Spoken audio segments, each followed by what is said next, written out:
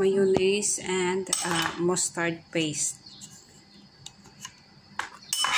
And this one is jalapeno for dressing.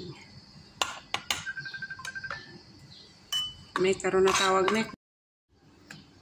Put a little fresh milk.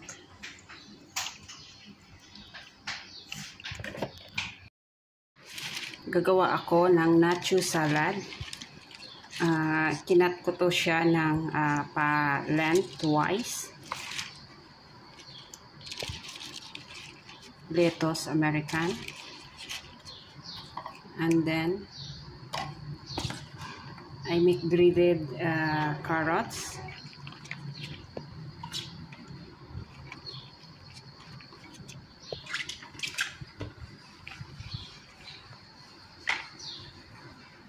And this one, breaded cabbage.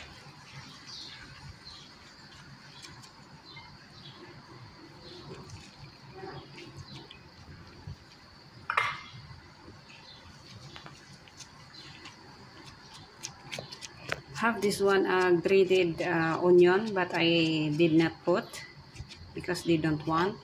And this one is black olives, 1/2 cup of corn, whole corn, jalapeno, this 1/2 cup of kidney beans, and have this one is green olives, but black is okay, no need green olives. And then put this one.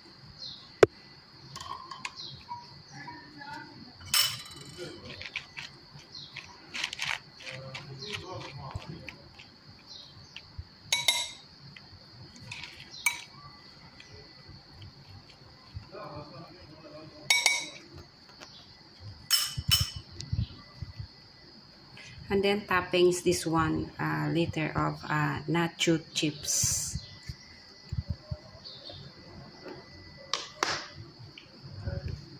And this one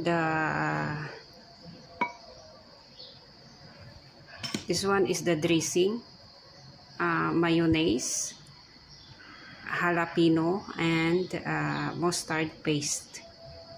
I make a blender. And then later I separate this one.